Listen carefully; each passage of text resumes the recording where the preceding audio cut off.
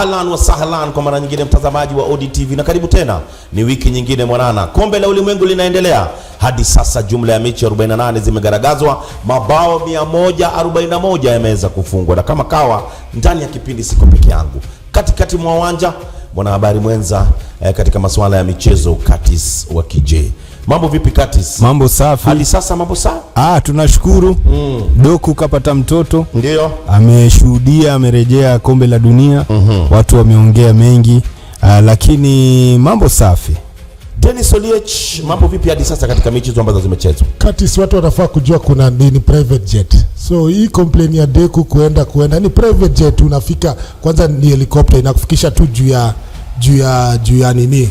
Hospitali unaingia, unaona mtoto unachukua unaenda. So hakukuwa na issue mingi, but iko sawa, at least amepata mtoto, ni footballer. Doku, congratulations, amepata mtoto katika wakati huu wa kombe la ulimwengu. Na tusonge katika mechi hiyo, Brazil anapiga dhidi ya Scotland. Dennis, unaionaje mechi hii? Brazil hawezi risk wa draw cause Morocco ni wanacheza na Haiti. Morocco ni watatop. Unajua ile team ina top number 1 wanapatana na team number 2. So ni Brazil itashinda 2-1. Brazil ushindi. Kati unaionaje mechi? Namunga mkono Dennis, Brazil atapata ushindi. Ukiangalia matarajio bado watu waona imani kabisa nao, lakini tukiangalia ushambulizi wao, Rafinha, Vinicius Junior, Chuna iko pale.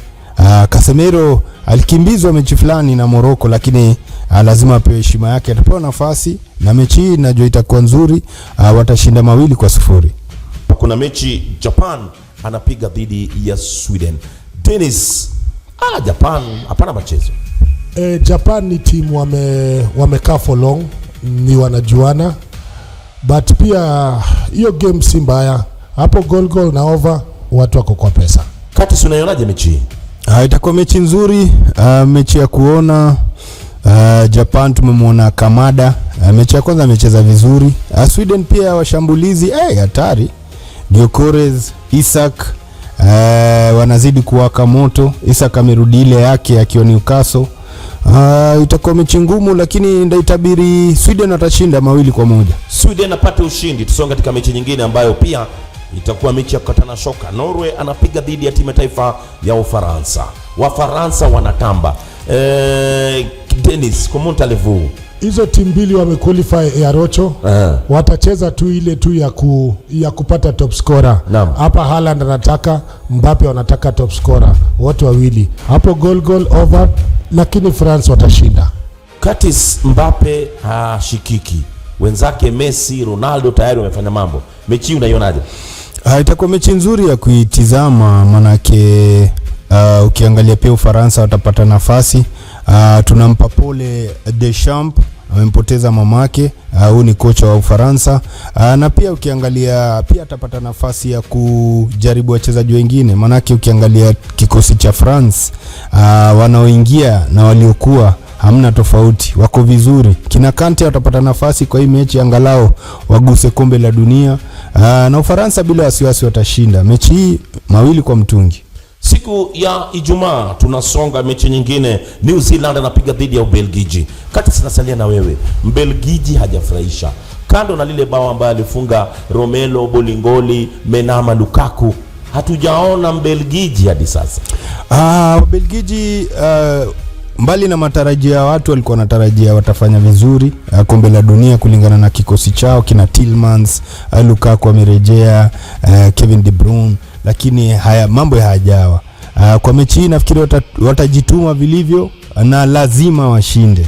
Kwa hivyo ndawapa ushindi 1-0. Dennis, Arocho, ukiangalia kwa hiyo pool, Egypt ndio wanatuongoza, wana lead 4, Iran wako na 2, Belgium 2. Ukiona New Zealand wako na Belgium. So wakishinda watakuwa ni wana 5 point. Hizo timu mbili ni zikidraw, unaweza pata hata Belgium wana top kwa hiyo pool.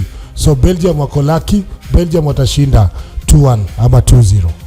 Tusonge mbele siku ya Jumapili ambapo kuna kidumbwe. Croatia anapiga dhidi ya timu ya taifa ya Ghana. Tumeona Ghana akimshikilia Mwingereza. Dennis, nitaanza na wewe. Huyu Ghana ataweza? Ndio alipata ushindi dhidi ya Panama, lakini ilikuwa ushindi finyu sana. Ilifurahisha sana. Watu walikuwa wamejua England itafunga Ghana, lakini ukipata timu mingi za Afrika zikienda icheze na hiyo timu kubwa, wanacheza zaidi. So naomba Ghana ni wasi underrate hiyo timu. Itaisha sare 0-0 ama 1-1. Sare anasema Dennis Oliech. Kati unaionaje mechi hii? Mechi hii ukiangalia ni mechi nzuri. Tuliona Carlos, kocha wa Ghana, ameka discipline ya hali ya juu defensively, wana attack na wing vizuri. Croatia pia hali tabano na point 3 peke yake. Ghana ukiangalia hii ni nafasi yao nzuri sana. Kwa hivyo hapa ndo hapa Ghana ushindi kulingana na vile walicheza na Uingereza, ndo hapa ushindi mabao 2-1. Mechi inayofuata timu kutoka Afrika, Algeria anaingia ugani dhidi ya Austria. Dennis, Algeria kwa sasa anashikilia 3, alipata ushindi wake mmoja. Inakuwa kwaje? Hapo nitapea Algeria, wamepata ushindi. Algeria 2-1. Kati unaionaje mechi hii? Hapa watakuwa wanapigania namba 2. Ukiangalia Austria wako namba 3, alafu Argentina wanamalizia na Jordan. Argentina obvious watashinda. Kwa hivyo hii mechi wanajua atakayeshinda atafuzu kwa raundi ya 32. Kwa hivyo hapa Algeria nampa ushindi, lakini finyu sana, bao 1-0.